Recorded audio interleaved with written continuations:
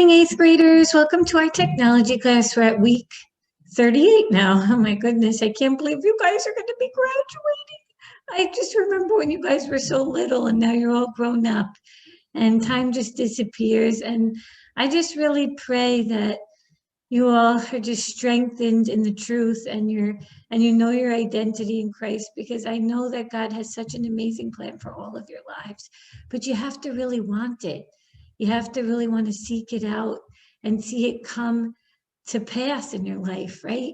You know, and I know this isn't like this is a technology class, but still, I just want to encourage you to seek him, you know, and to really want to know his plan in your life, because there really is no greater plan than the plan that God has for you. And I know that you're all called to different places in this world to change the world. And the world really needs you. And so you just have to believe that. You have to believe the promises of God in your life. And if you do, you'll act out on them, right? Because as we think in our heart, so we are. So if you really believe in your heart, God has an amazing plan for me, and I want to know what that is, and I want to be a part of it, then you will follow it. You will, because you will be seeking him, and he will be speaking to you and answering you, and you'll see it come to pass in your life. So that's my hope, because I want to hear from you guys in like 10 years that you're like, I'm so excited about where I'm working, my career, my life. Like, I'm like changing the world, and I've just never been more excited about living. That's what he wants you to be excited to get up every single day and to be doing his will. So I just pray this for you guys, and I pray really just. So anyways, if you want to talk or pray together, you know, I love to do that with you guys, because I know that God is so amazing, and he just wants that for you. So anyways, back to our technology class. Here we are in week 38. We're on the quest game. So I'm just going to run through it and then the following week, I think what we're going to do is we're going to have that last project is going to be like a bonus. So I'm going to think how many points to make it worth. And so I'll let you guys know next week. But so then that way, if say you've fallen behind or you just want to boost up your grade, you'll kind of have like an opportunity for a bonus. But so let's jump into the quest game. So I'm going to put on the video for that. So let's put it on.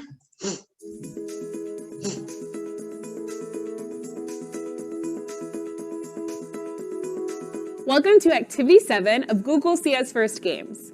In this activity, you'll learn how to use storytelling and video game design while you build a role-playing game or RPG. This activity will also introduce a few new events. An event is something that tells code to run. In previous activities, you may have used a key press event to run code that moved a sprite.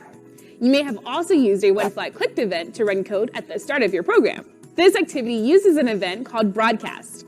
Broadcast is a special type of event. It has two parts: a broadcast block that sends a message, and a when I receive block that receives that message and runs code when it does. Broadcast is useful in video game design because it helps you to synchronize or to make many actions happen at the same time in a program.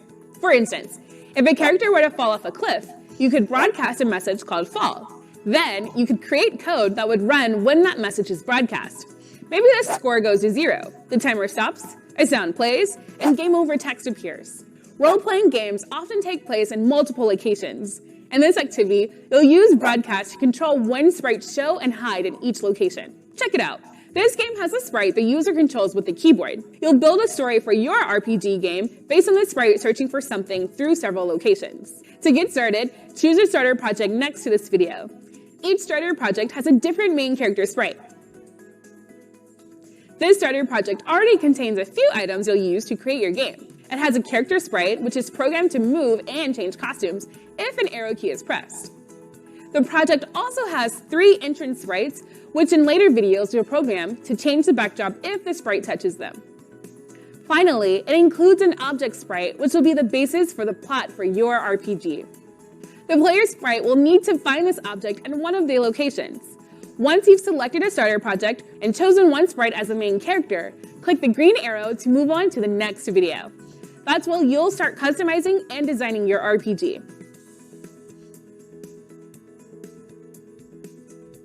Okay, so let me just go on to, so I'll show you what the starter projects are, and then you can choose the one that you like the best. And of course, you can always, I think, I can't remember if I talked to you guys about this last week, but you can upload any images, even your own pictures, and make your own games here, which is pretty cool. So here's the first one. Here's starter project 2. Let's see what that one looks like. And then, okay, so it's a different character, a little bit different. And then here's starter project 3.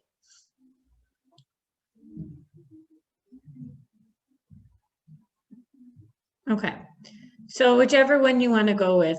And of course, you can change anything in these, is like totally fine. So I'm just going to, of course, rename it. So put your name. This is lesson number 7. This is the quest game. So this one, I think, is probably one of the longer ones as far as code goes, only because there's quite a bit, I think, if I remember correctly from last year. So let's move into the next part. In this video, you'll program the backdrop to change when the character sprite touches an entrance sprite. First, drag the character sprite to where you want it to start. A good spot is somewhere away from the entrance sprites. Then, click the motion menu and add a go-to block right below the when flag clicked block. Next, select the house entrance sprite and program the backdrop to change. Click the looks menu and drag out a switch backdrop block. Click the drop down and select house. Click this block to run it. Great. Drag out another switch backdrop block, select town, and click to return to the original backdrop. The town backdrop should always show at the beginning of the program, so add a when flag clicked block from events to the top of that block. Next, program the backdrop to change if the sprite is touching the player sprite. Select Control and place an if block around the switch backdrop to house block. Select Sensing and drag a touching block into the condition. Click the drop down and select Character. Now that you have an if statement, make it run for the entire program. Click Control and place a forever loop around the if block. Then, click Events and add a when flag clicked block. Click the flag to try it out. Move the player sprite with the arrow keys to make it touch the house entrance sprite. Awesome! The backdrop changed. It looks a little goofy now because all the entrance sprites are still in the stage. Make all the sprites hide at the same time using Broadcast and When I Receive blocks. Drag a broadcast block under the switch backdrop to house block. Change the name of the message to hide entrances. Drag out a When I Receive block and change the message to hide entrances. Then select Looks and drag out a hide block. Click the flag to try this out. Move the character sprite until it touches the house entrance. Great, the house hid. Click the flag again. The house sprite is still hidden. Program it to show each time the backdrop switches to town. Click Events, drag out a When Backdrop Switches block, and select Town from the dropdown. Then, click Looks and add a Show block. Try it out one more time. Click the flag and move the player to the house. The backdrop changes and the house sprite hides. Click the flag again and the sprite reappears and the backdrop changes back to start. Awesome! Now that you've successfully programmed and tested your code for one entrance sprite, add it to the other entrance sprites. To copy code between sprites, click and drag it on top of each sprite. Click and drag the When I Receive, When Backdrop Switches, and When Flag Clicked block stacks on top of the cave entrance sprite.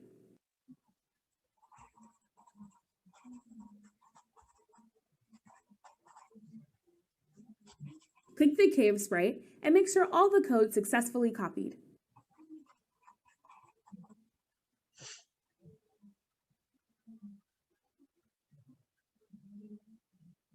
Click the flag and use the arrow keys to make the character go to the cave sprite. Whoops! The backdrop changed to the house backdrop. Click the drop down in the switch backdrop block and select cave. Test this. Great.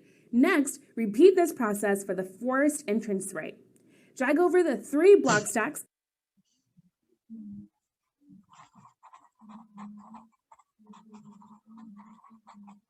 and change the value in the switch backdrop block to forest.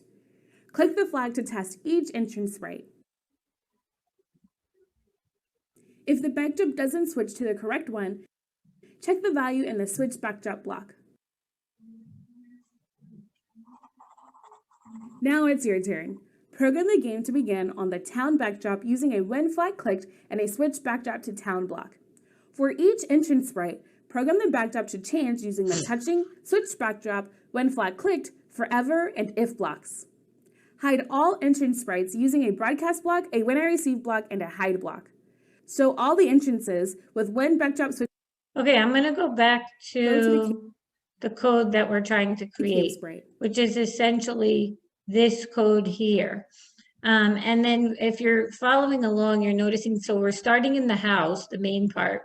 And then when we walk through into the cave, it's supposed to switch to the cave backdrop. And then when we walk through this tree over here, it's supposed to switch to the forest one. So we're essentially creating all of this code, but then we just need to make sure that we copy it correctly and we change the switch backdrop. So let's work through. So let me make sure. I'm going to go on to my house here. So start at the house. I'm going to get my event. So my when flag is clicked. And then I'm going to forever. So let me grab a forever loop. If touching character 2. So let's get our if block. Oh, put that in there. Get our sensing. So touching character 2, then switch backdrop to house. So let's go and find the switch backdrop button. Switch backdrop to house. Then we had our next code was broadcast hide entrances. So let me grab a broadcast block, and then we have to make the message. So broadcast hide a new message. They called it hide entrances. So we could add that in, hide entrances. Click OK. And then we're going to do when the backdrop switches to town, we're going to show. So when the backdrop switches to town, then we will show. And then the last one was when I receive hide entrances, then hide. So we need a hide block, and then we need a when I receive. And then it's going to be hide. So when I receive hide entrances, hide. So now let's try and copy. So now this is the fun part where we get to try to copy the code. So there's a way you could just drag it, I believe, and put it into the cave. Put that into the cave. Put that into the cave. Let me see if it went into the cave. One of them went into the, oh yeah, they did. They got in. Okay. So now for the cave, we switch to cave. And then let me go back here and let's do it. Put this one into the forest. So put this one into the forest. That one into the forest. Okay. And then let's change this to forest. Now I wonder if this is going to work. I sure hope it does. So use your keys, your right and left, your up and down to move your character through the game. Okay, good. She went into the forest. Woohoo. So that actually worked out pretty well. Okay. So that one worked. Okay. So now, let's see here.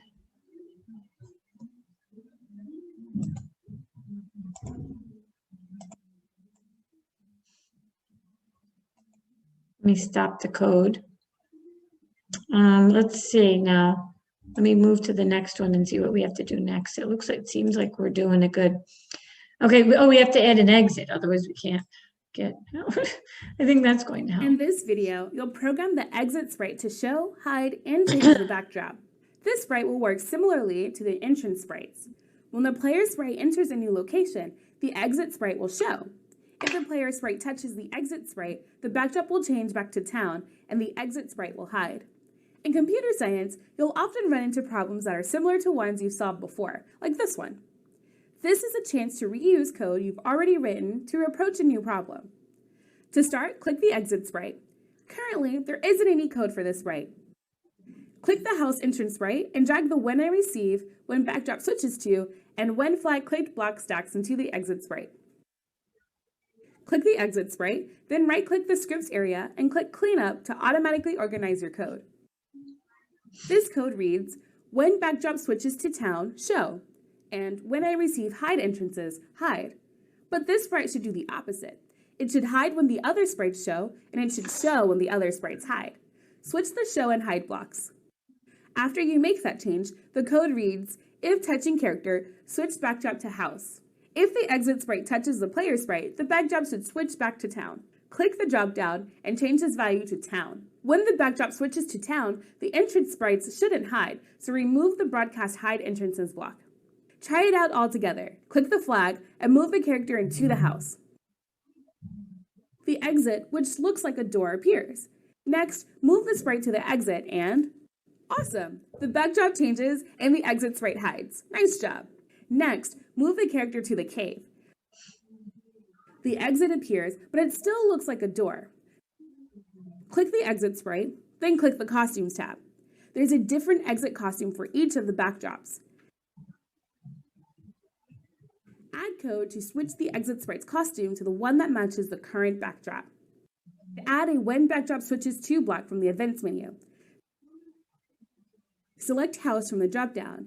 Then open the looks menu, add a switch costume block, and change the dropdown to house exit. Duplicate this stack for the other two locations. When the backdrop switches to forest, the forest exit costume should appear. When the backdrop switches to cave, the cave exit costume should appear. Click the flag and go to each of the three locations to test that the correct exit costume appears.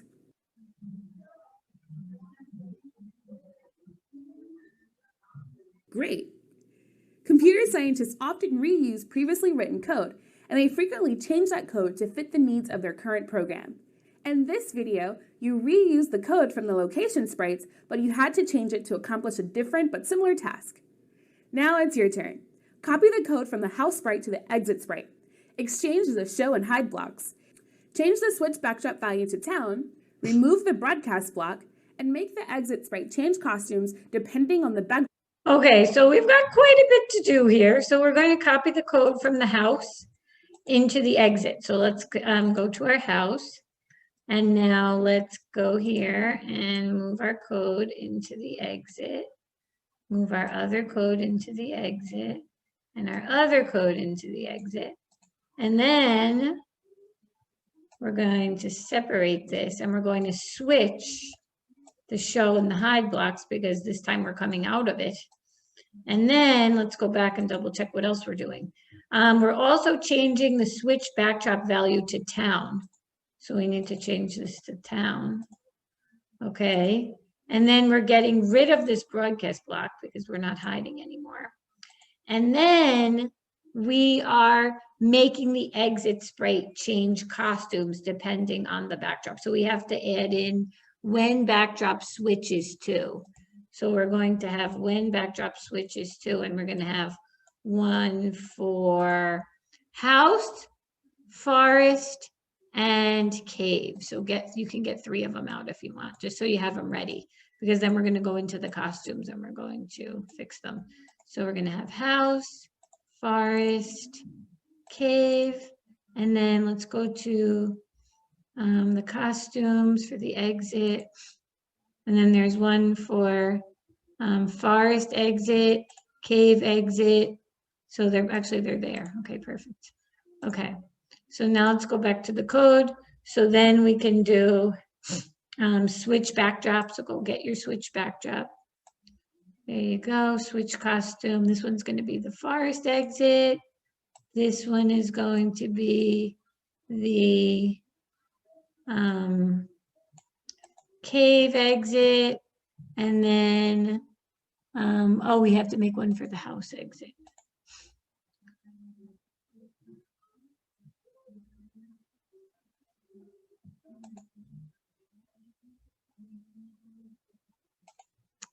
Let me just remember. Hang on. Let me just go back for a minute.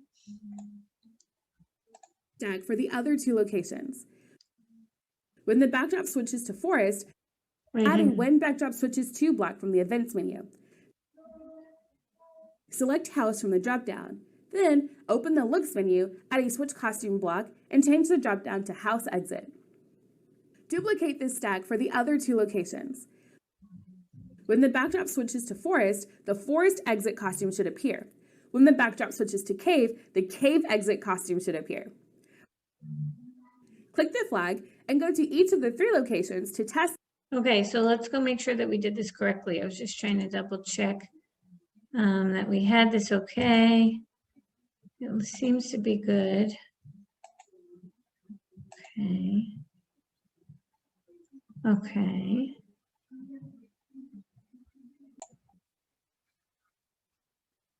Okay, so I just want to show you what it should look like. You go in and now there's going to be an exit at the bottom for you to come back out. And then when you go into the cave or in the house as well, you have to go to the exit to get out.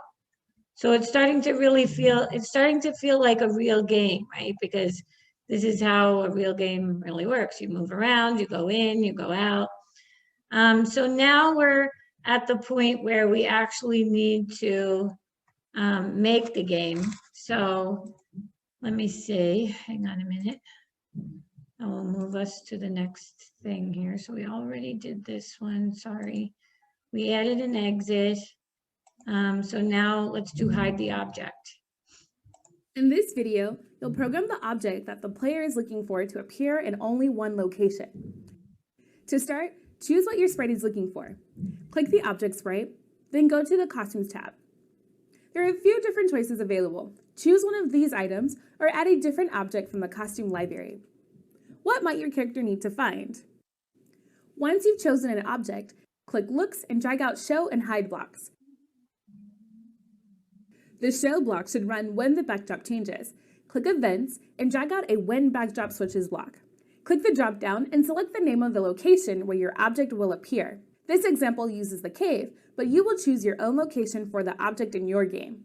Then, drag another When Backdrop Switches block onto the Hide block and select Town. Click the flag to try it out. Move the sprite to the location you just selected, and great, the sprite appears. Next, program a winning condition that will happen if the player sprite touches the object. Place a forever loop and an if statement under the show block. Add a touching block from sensing and select character from the dropdown. Create a winning celebration. You might play a sound or use a say block to say, "Yay, you win." Click the flag to try it out. Move the sprite until it finds the object and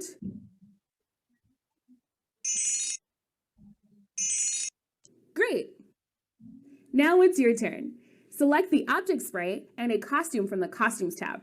Show the object in one location using When Backdrop Switches and Show blocks.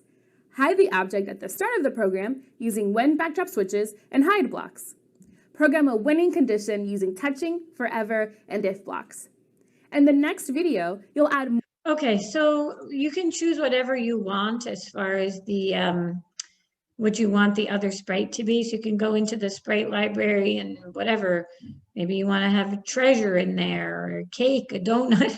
I don't know. Whatever it is that you want, you can come up, a fruit platter. I don't know. You can kind of look through the sprites that they have and choose one that you think would make your game fun. I'm going to go with a wand. So in my game, we're going to be trying to find the magic wand. So that'll be fun. Okay. Hey, sorry guys if this video is a little bit patchy. I started recording it, but then I had to do the live Zoom class, so I had to stop recording it. And now I'm recording a second one, so I'll kind of blend them together. And so sorry about that. So let's see where we're at. So we're adding our object, right? So I added a wand. So you choose whatever you want, be creative. And then we're going to add the code. So when the backdrop switches to the cave, we're going to show, and we're going to forever loop that when the character touches the wand, we can say, you win, or you found the wand. And then they have it start the sound fairy dust. That actually sounds pretty good. So maybe we'll do that. So I don't know, but let me go in and start adding the code. So let me add the code.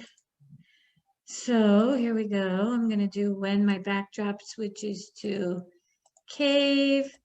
I'm going to show, I'm going to forever loop.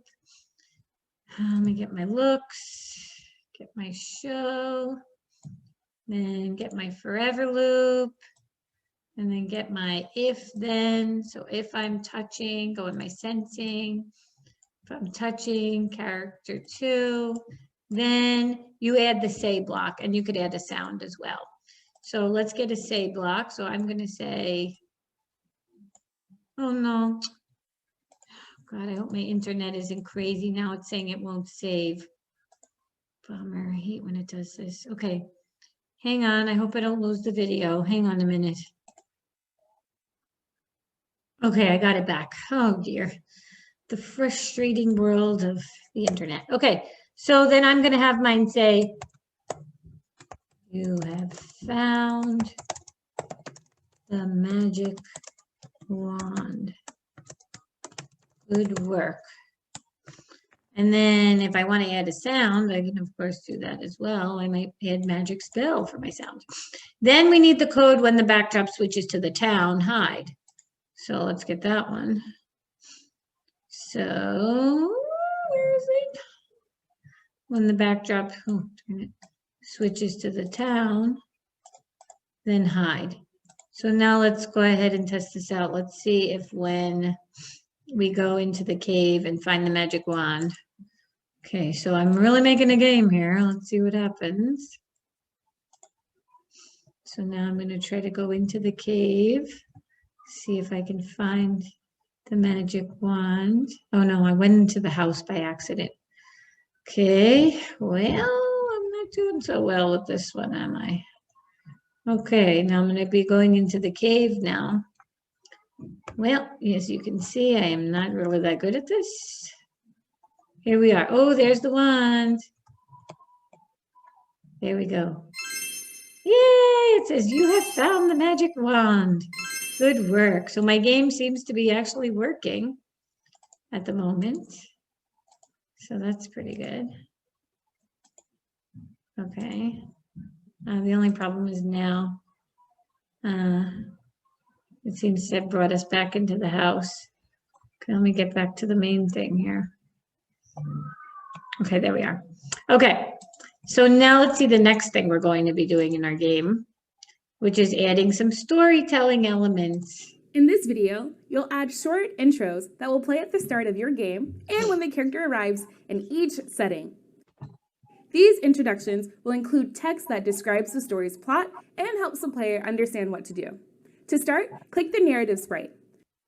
This sprite will show at the start of the story, go to the front, and introduce the player to the game's plot. Click the Costumes tab and Slide 1. Click the text box on Slide 1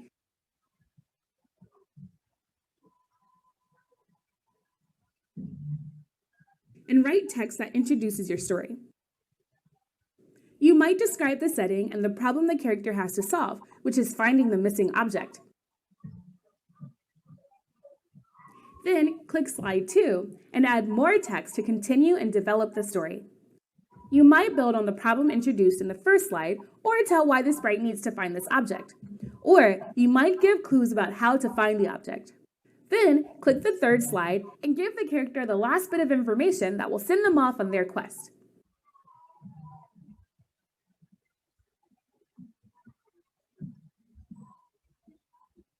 Once you write text for all three, consider customizing the slides by changing the color or font of the words, or by changing the slide color with the Color as Shape tool.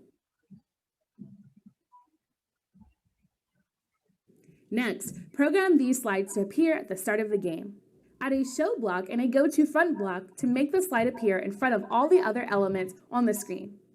Click the block stack to test this. If the sprite isn't centered, either drag it to center it, or click the motion menu and add a go to XY block. Change the values to 0 and 0.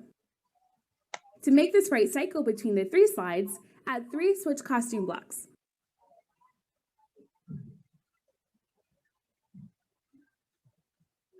Change the value in each to one of the slides. This code now reads go to 0, 0, show, go to front, switch costume to slide 1, switch costume to slide 2, and switch costume to slide 3. Click the block stack to run it. It jumps right to the final slide, so you can't read the whole introduction. To fix this, add a wait block after each switch costume block. Tinker with the values in the wait blocks until they give the user enough time to read the text. Click the block stack to run this again. Awesome. Finally, program this code to run at the start of the program with a when flat clicked event and hide after it has shown using a hide block at the end of the stack. Awesome! These introductory slides definitely will help develop the story behind this game. Next, program the character sprite to talk about each location it enters. To do this, click the character sprite. To run code when the sprite enters a new location, add a when backdrop switches block. For the first location, select the house value. Then, add a say block.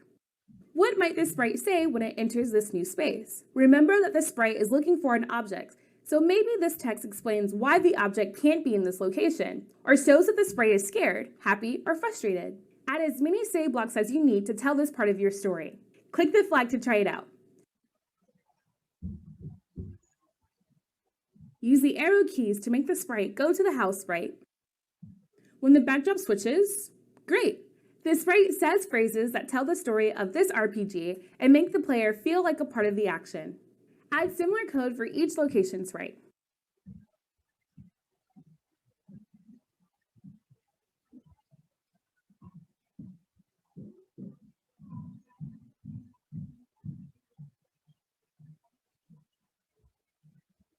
Awesome. After you build out the story for your game, move on to the add-ons to further customize it. Okay, so hopefully this Now makes it's your sense. turn. Add text to the narrative sprite's 3 costumes to introduce your story. Program the slides to show using when flag clicked, show, go to front, switch costume, wait, and hide blocks. Finally, make the character sprite say something using when backdrop switches and say blocks. Okay, so we're adding the main story to the narrative, and then we're adding what the character says to each of the 3 different backdrops. So let's start with the narrative first. So I'm going to go in, I'm going to click on narrative, and then I'm going to follow along here. So I'll just grab all this code and I'll put it out, and then I'll go in and write my story. Maybe that'll be easier. But so you're going to be getting the when flag is clicked block. We're going to say go to 0, 0. Then we're going to have, oh, whoops, did I get the, no, that's right. We're going to have a show block, a go to front layer block. So let's get a purple show block. So we'll get a show block. We'll get the go to front layer block. And then we're going to want to get all of these blocks, which are pretty much switch costume to slide 1, slide 2, slide 3. So let's go in the looks. Switch costume to slide 1, and then we're going to add a wait block. So we'll have a wait, and then we're going to have switch costume to slide 2, and then we're going to also have another wait block, and then we're going to have switch costume to slide 3, and then add another wait block, and then I think the last block we needed was our hide block because we're hiding it again after we do it. So now we have to go in and actually write the story. So if you go in the costumes tab, so slide 1 will be the first part of the story. So again, this is really like on, I don't know what you want your story to be. I'm just going to make something up, I guess. Welcome to, oh gosh, I'm like coming up with a title for this. Well, I'm looking for a magic wand. So welcome to the Enchanted Forest where things, oh, oops, I have to press enter. Where things aren't always as they seem. And then I'll go to slide 2 and I'll say something like, oops, let me erase it. There is a little bit of magic everywhere, oops, everywhere you go.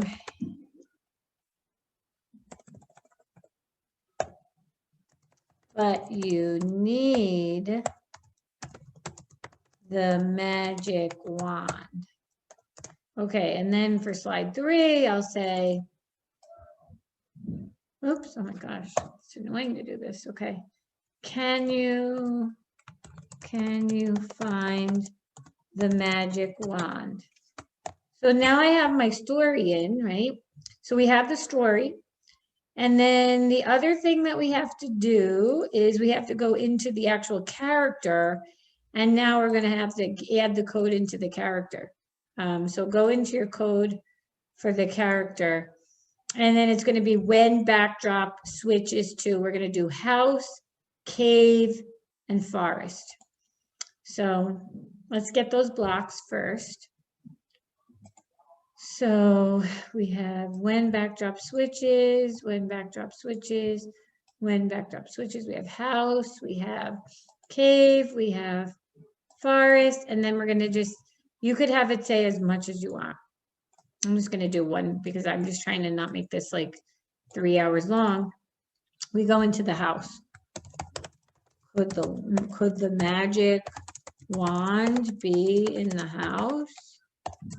And then I'll have when we're in the cave. I have a hunch it might be in the cave. And then the forest. I really want to find the wand so I can see the magic in the forest. So I'm just literally making up this whole thing. Okay, so now let's try to test this out. So I'm going to press this. So there's the story. Welcome to the Enchanted Forest. Da, da, da. Okay, can you help find the magic wand? Oh no, another network problem. And then here I go. Let's see. Now when I go into each of my little things, she says the thing on there. So she says exactly what I just was making her say, right? All the things that I wrote. So could the magic wand be in the house? And then, oh, I wish she could move a little bit faster. She moves so slow. It's like by the time she gets there. All right, and then she gets in the cave. I have a hunch it might be in the cave. And then what happens? There it is. She finds the wand. And we win the game. Woohoo! Yay! Okay. Now it's probably going to tell me that I can't save it because somehow there's a network error. I don't know what the heck that means. Oh, geez, Louise. I sure hope this thing's still recording. Okay, let me hurry up. Okay, so now the next video is the add-ons. I'm not going to do the add-ons with you, but I'll just quickly tell you what they are at the bottom. So they have peekaboo, make the game more challenging by showing an object only if the character is nearby. Musical objects, hide and seek, obstacle obstruction. If you want to do these, you know you can get 5 points for each one that you do. You do have to email me though and tell me which ones you actually did, so that way I can know when I look at it. But you do need to make your game. So you need to have a real game going on. Just so I understand it's a lot of code. This is probably the most code that we have done at this point in the school year. But I'm going to be grading you on this. So if you're missing the code, you'll lose points, okay? Your game has to actually be a functioning game. So when we go and test it out, it should actually work, okay? And it should have a story.